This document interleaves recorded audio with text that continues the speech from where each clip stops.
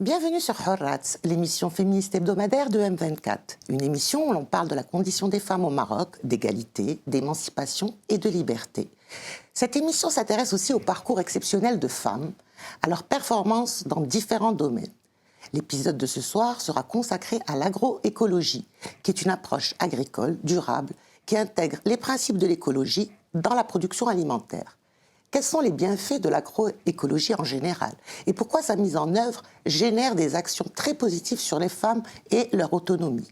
Pour en parler avec moi ce soir, je reçois Ftoma Djerari Benabnbi, sociologue de formation, cofondatrice de plusieurs associations, dont ESPOD et Terre et Humanisme Maroc. Ftoma Benabnbi, bonsoir et merci d'avoir accepté l'invitation de Hurrats. Merci Aïcha, merci à Hurrats et puis merci à toi surtout qui a été l'intermédiaire et qui croit en les femmes, et ça, c'est formidable. Thomas, donc, tu as démarré très tôt. Voilà. Tu as commencé par créer ESPOD en 91, je crois. C'est ça, oui, absolument. Et en fait, avant qu'on parle justement d'agroécologie, d'écologie, de développement durable, j'aimerais qu'on revienne sur ce moment-là, ce parcours. Qu'est-ce qui t'a poussé au début à te lancer dans le militantisme, finalement, dans l'associatif, dans l'engagement? D'abord en tant que femme, femme au Maroc, femme dans le monde professionnel, donc il y avait beaucoup de choses qui interpellaient. Et je me demandais comment je peux moi-même contribuer à améliorer tout ça. Donc il fallait faire un peu de recherche. Donc les années 80, moi je suis rentrée de France en 79, j'ai intégré la sécurité sociale, puisque j'étais à la Caisse nationale de sécurité sociale. Ensuite, eh bien voilà, j'ai travaillé sur des questions de société qui touchent les femmes, avec d'autres femmes. Formidable. Et puis, nous avons fait de la recherche sur femmes et économie. Nous avons beaucoup travaillé sur cette question. C'est ce qui nous a amenés vers ESPOD. Mais avant de créer ESPOD comme association pour la promotion de l'entreprise féminine, parce que c'était une première à l'époque. Oui, mais c'était avant-gardiste même pour C'était réconcilier le couple femme et entreprise, qui n'était absolument pas dans les pratiques sociales. Il y en avait quelques-unes, des filles de famille d'entrepreneurs qui étaient entrepreneurs, mais c'était vraiment très, très, très infime. Mais il y en avait d'autres qu'on ne voyait pas, toutes les femmes dans l'informel, qui étaient devenues des entrepreneurs malgré elles, mais qui étaient des entrepreneurs. Donc tout ça nous avait interpellés dans la recherche et on s'était intéressé pour elles, comment financer leur activité. Et nous avons ramené un projet d'Afrique, j'étais au Sénégal à l'époque, et on m'avait abordé, une Américaine m'avait abordé en disant « Nous voudrions créer, suite à ce qu'on vous entend raconter sur les femmes, la Women's World Banking, c'est la WWB. » Alors je dis « Oui, c'est quoi ?» C'est pour donner des microcrédits aux femmes? En fait, c'était surtout pour créer un fonds de garantie pour donner des crédits aux femmes, pour garantir les crédits de femmes. Comme ça encourageait les banques. Et l'objet, c'était de créer un fonds de garantie. En fait, le fonds de garantie, c'était une idée extraordinaire parce qu'en fait, il s'agissait d'une femme, une Américaine, je crois que c'était Mary Stewart, quelque chose dans ce sens, dans ce genre, qui, avant de mourir, a légué toute sa fortune pour créer la garantie du crédit des femmes. Et ils avaient créé déjà 50 bureaux à travers le monde et ils voulaient créer un bureau au Maroc pour l'Afrique du Nord. Donc j'ai été contactée pour ça et moi, généralement, je ne m'occupe pas de choses que je ne connais pas. Et j'aime bien passer le flambeau à ceux qui sont responsables et qui savent faire dans ce domaine. Donc nous avons pris le dossier avec mes amis, nous sommes allés voir le ministre de l'époque du Finance. Et nous lui avons dit, écoutez, ça c'est un dossier pour le Maroc.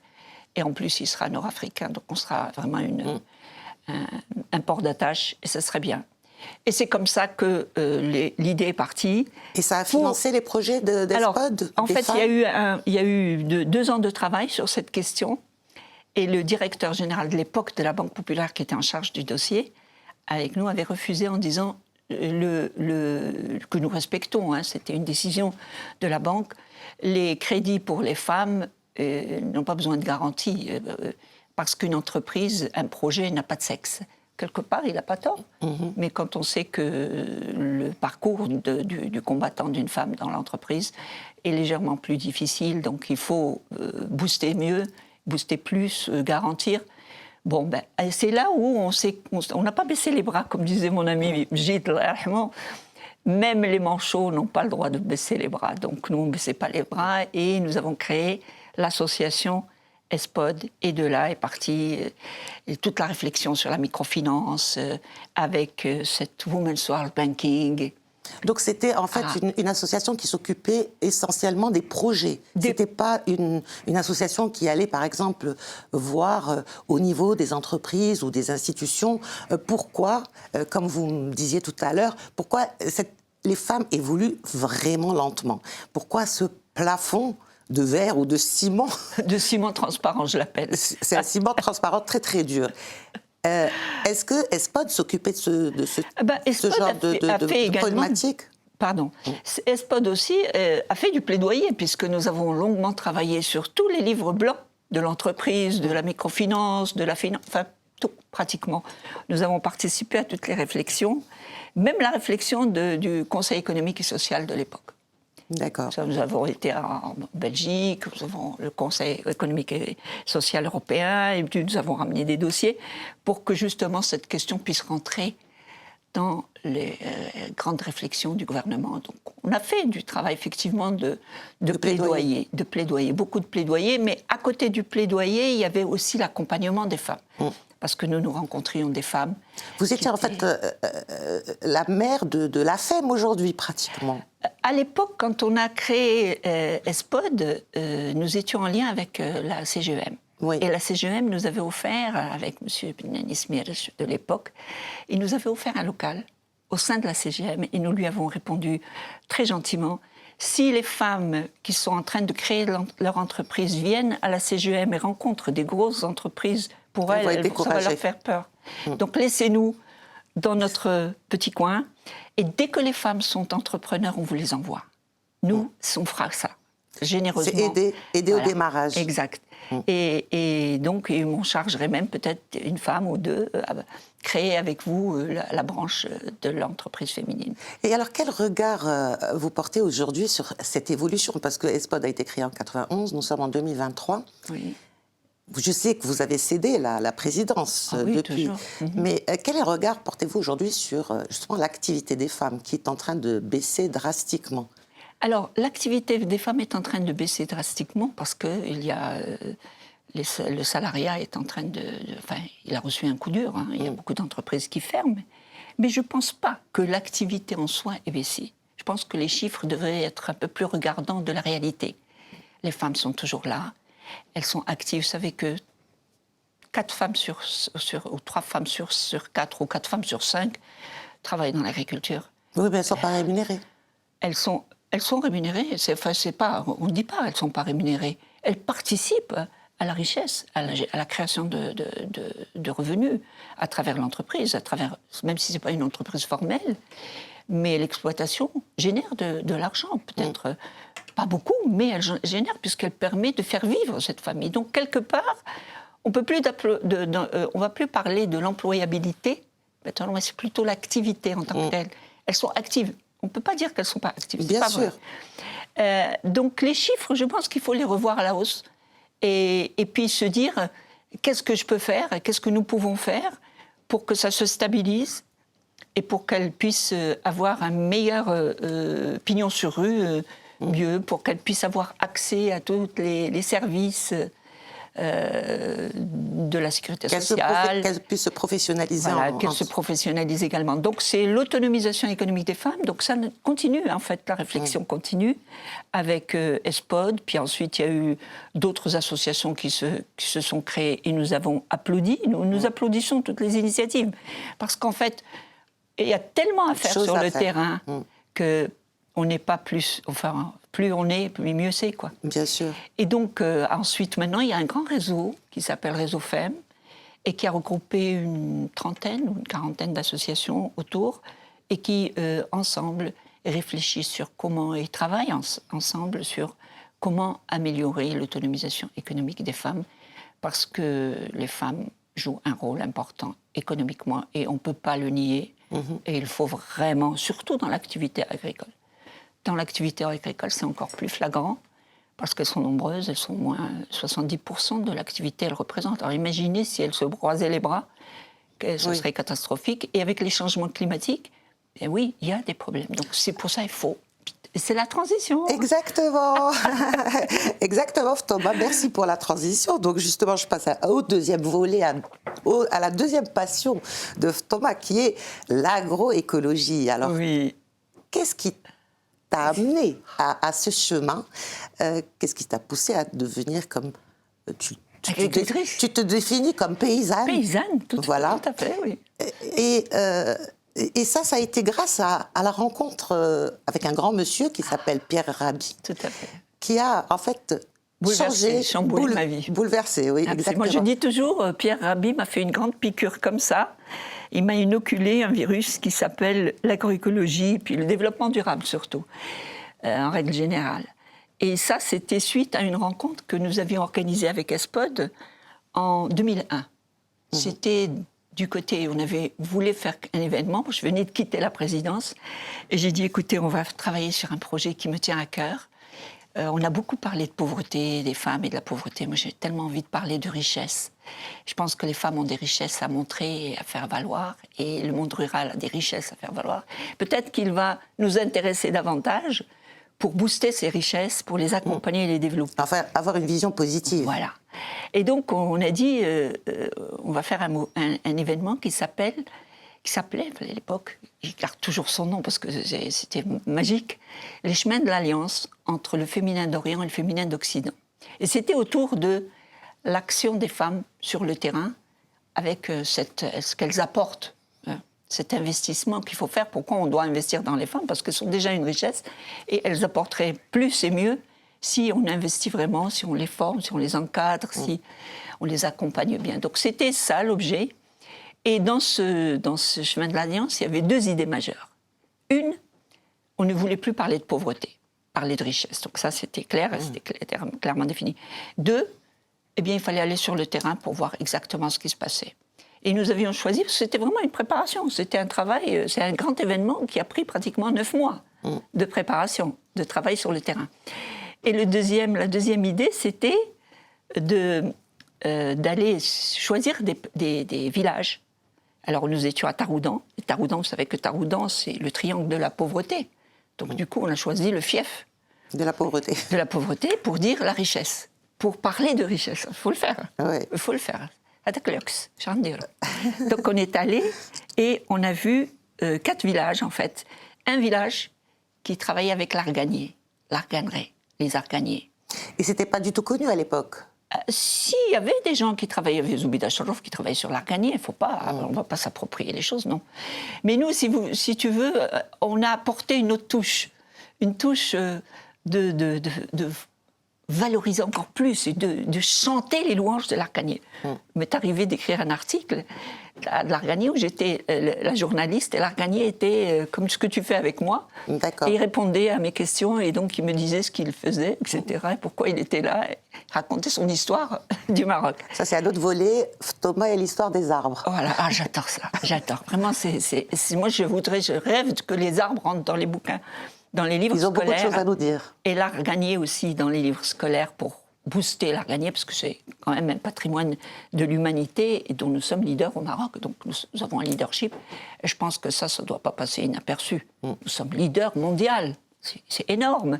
Si tous nos enfants, et surtout dans ce triangle de la pauvreté, savaient qu'ils étaient leaders mondiaux et qu'ils étaient porteurs de cette belle richesse, ça changerait le regard sur leurs ressources, leurs Alors, revenons à Pierre, alors. Donc, qu'est-ce qu'il vous a dit, qui vous a chamboulé, bouleversé? Je l'ai invité, je suis allée à Aix-les-Bains. Il était dans un grand événement avec Terre du Ciel, qui organisait des rencontres avec des personnalités incroyables. Et là, je prends la parole, je dis, vous voulez vraiment l'interculturel et vous voulez tisser des liens avec l'autre. Et la différence, c'est miséricorde. Et bien, venez chez nous, nous allons faire un bel événement, voilà, voilà. Et Pierre a mordu à l'hameçon et il m'a dit, moi, je viens. Et ça a été la rencontre avec Pierre. Alors, il a ouvert sa bouche. La première fois, il arrive à Agadir, je vais l'accueillir à l'aéroport. Et sur la route entre l'aéroport et Taroudan, une phrase. Il m'a dit, Ftouma, il m'appelait comme ça. Ftouma, votre pays est en voie de désertification. Moi, je te parle de 2001. Voilà. Alors, il me dit ça. Je dis, mais qu'est-ce qu'il raconte ce monsieur dans ma tête, hein, parce que ma tête, elle disait, celui-là, il raconte pas vraiment des choses très, très claires pour moi. Mais mon cœur avait compris quelque chose. Je ne sais pas pourquoi, mais il y avait eu ce divorce entre le cœur et l'esprit, qu'il fallait retrouver, il fallait réconcilier. Et donc, ça a été le travail que j'ai pu faire avec lui pendant cette semaine. Donc, j'étais très, très demandeuse de réponses. Je posais plein de questions. Pourquoi est-ce qu'il était en désertification? Et il parlait, et il me mettait les doigts, vraiment les points sur les i pour des choses. En fait, le travail qu'il a fait, c'est les évidences. Ça, vraiment, je crois que le travail des pédagogues, c'est ça. C'est toujours d'amener les gens aux évidences. Tout à fait. Et les évidences, c'était quoi? Il a dit une autre phrase. Donc, ce sont les phrases. Moi, je cite Pierre Rabhi parce que ça a été mon maître. Il a dit, nous ne sommes pas les maîtres de la nature. Nous en sommes qu'un élément parmi tous les autres éléments. Et nous avons besoin de la nature. La nature, elle n'a pas besoin de nous, la nature. Elle n'a pas besoin de nous, à la limite. Et ça, je crois que même dans le Coran, c'est cité. Hein, quand ça ne va pas, allez, je vous envoie au fond des mers, ou là, sous les laves, ou n'importe quoi. C'est-à-dire la nature se protège d'elle-même. Elle s'adapte à ce qu'on lui fait, elle va faire autre chose, et elle va se recréer d'elle-même, elle renaît de ses cendres, chose que nous ne savons pas vraiment faire. Nous sommes limités. Les ressources qu'elle a sont limitées, mais sa force et sa puissance ne l'est pas par rapport à nous, même si les ressources sont limitées, parce que les ressources que nous utilisons sont limitées. La preuve, avec l'eau, nous avons des problèmes, avec les sols, nous avons des problèmes. Et donc, du coup, il dit, nous ne sommes pas les maîtres de la nature, nous avons besoin d'elle. C'est elle qui nous fournit en oxygène. Sans oxygène, on ne peut pas exister. Il nous faut quelques minutes et puis pchit, on s'en va. Sans eau, on ne peut pas non plus... Sans eau, c'est encore pareil, c'est pas...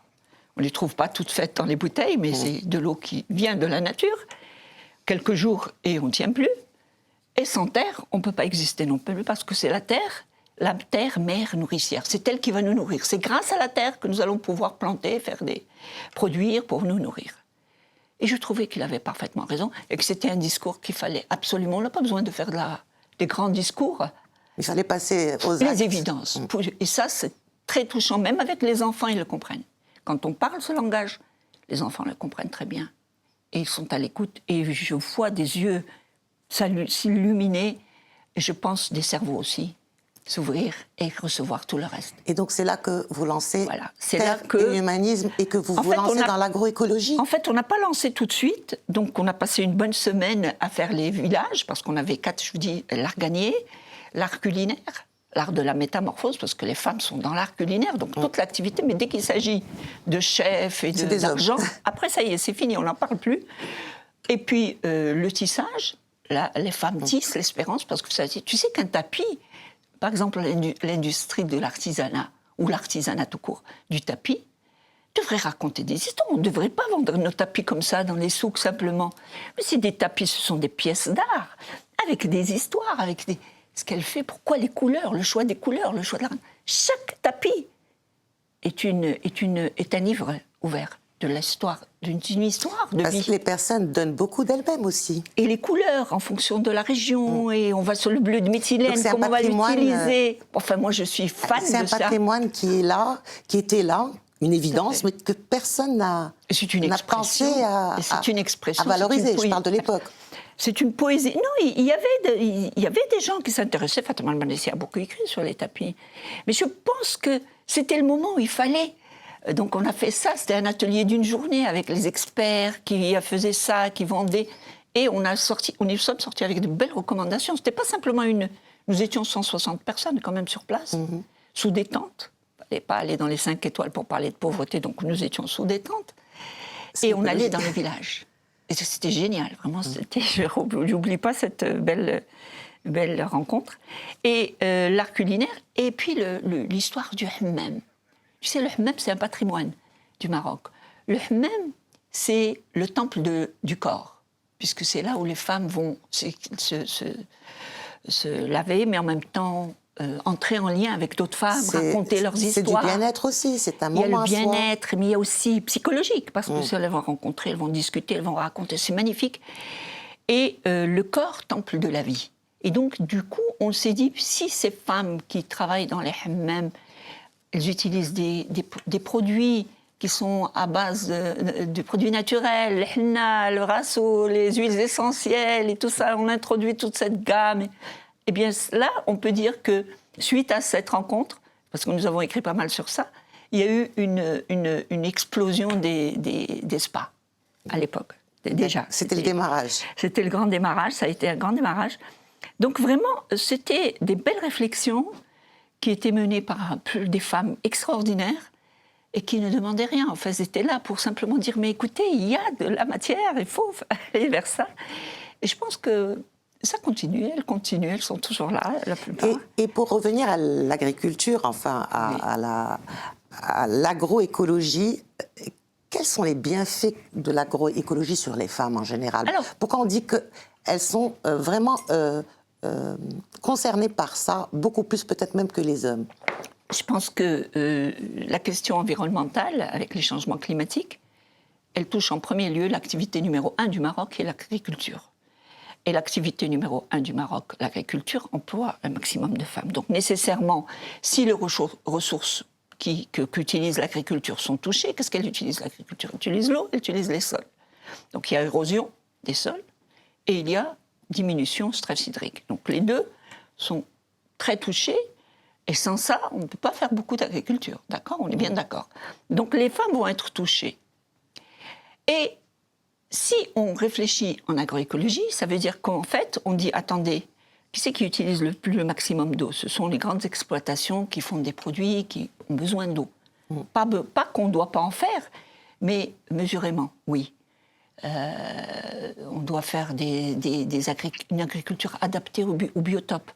S'il n'y a pas beaucoup d'eau, je ne vois pas pourquoi on va aller faire des avocats, par exemple, ou de lait. C'est pas très adapté. Est-ce que ce discours parle aux femmes? Est-ce qu'elles adhèrent à cette Alors, les femmes ont un rôle à jouer, parce que d'abord, les femmes sont les gardiennes du temple de la famille.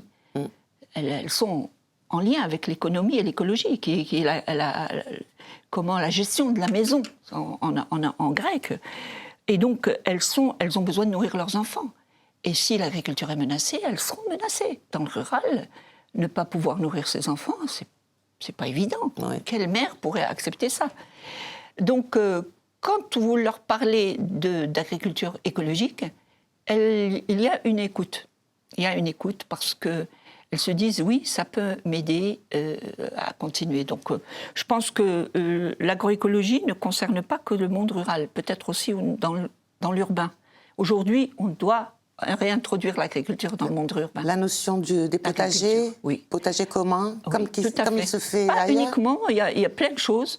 L'agriculture urbaine doit revenir et doit être introduite. Et je vais vous dire pourquoi. Parce que les gens rigolent, ils vous disent, oui, mais occupons-nous de l'agriculture dans les campagnes d'abord et on verra bien. Tout simplement parce que nous sommes en train de nous urbaniser. Ça, c'est sociologique. Par exemple, Casablanca, nous sommes déjà à 76%. Donc ça veut dire que 24% des terres autour de Casablanca... Qui sont à l'abandon? Qui seront peut-être potentiellement cultivables, qui pourraient nourrir Casablanca. Donc ça ne suffit pas. Ça, d'une part. Et d'autre part, toutes les autres terres dont dépend Casablanca sont en train de s'urbaniser aussi, toutes les autres régions. Donc on se poserait la question dans quelques décennies, mais de quoi va-t-on nourrir nos villes? De quoi? Et c'est aujourd'hui qu'il faut poser la réflexion. C'est tout de suite, c'est pas demain, c'est pas dans 100 ans, c'est pas dans 10. C'est-à-dire que c'est maintenant qu'il faut prendre les décisions qui sont importantes. Tout à fait. Dans l'urbain, peut-être voir comment réintroduire. Alors aujourd'hui, bien sûr, il y a des grands architectes, des entrepreneurs qui vous parlent des toits digitalisés, tout ça, mais c'est beaucoup plus que ça. C'est pas simplement une mode, c'est vraiment une question de société. Et on revient aux évidences. Et on revient aux évidences parce que là, moi, je vous parle évidence, tout simplement. Alors, l'agroécologie. L'agroécologie. On a parlé d'agroécologie. Oui. Maintenant, moi, ce qui m'intéresse, c'est le volet égalité de l'agroécologie. Comment cultiver l'égalité aussi entre les hommes et les femmes? J'aimerais que tu me dises un petit mot là-dessus parce que l'émission touche à sa fin. Bon, l'agroécologie, les femmes, comme elles sont dans l'agriculture, peut-être leur donner un pouvoir au niveau de la semence, déjà. On peut faire des femmes semencières. Au Maroc, à travers toutes les régions, nous intéresser à la semence endémique de la région, c'est ça l'agroécologie, c'est aller chercher qu'est-ce qui se cultivait avant, que ce soit en céréales ou autres, ou légumes ou autres, et ressortir ça et demander aux femmes, parce que ça n'a pas besoin d'avoir des tonnes, des hectares. Ça peut se faire, la reproduction de la semence peut se faire sur des petites surfaces. D'une part. D'autre part, améliorer toutes les activités que les femmes utilisent pour leur trésorerie. L'élevage des poules, par exemple.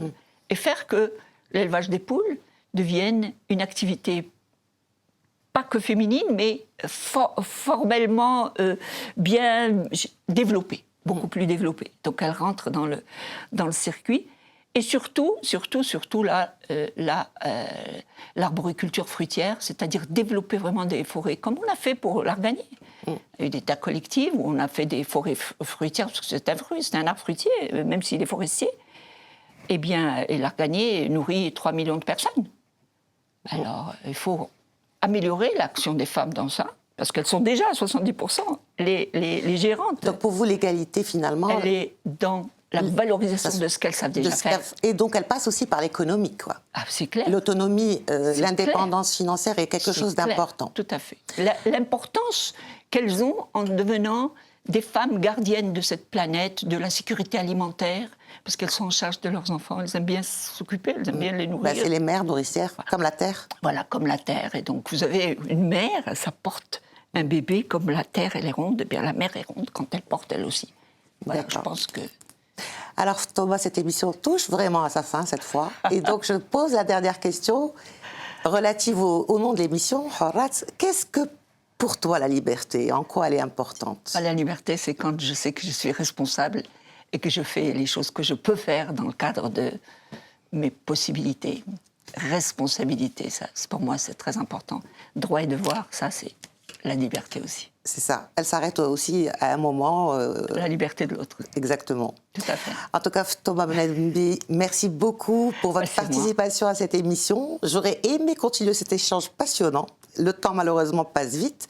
En tout cas, je note que vous êtes vraiment une militante tout court, militante agroécologie, militante pour les femmes. Le mot militant, c'est trop guerrier. Moi, je suis dans le Pacifique, je suis dans la paix, j'aime bien.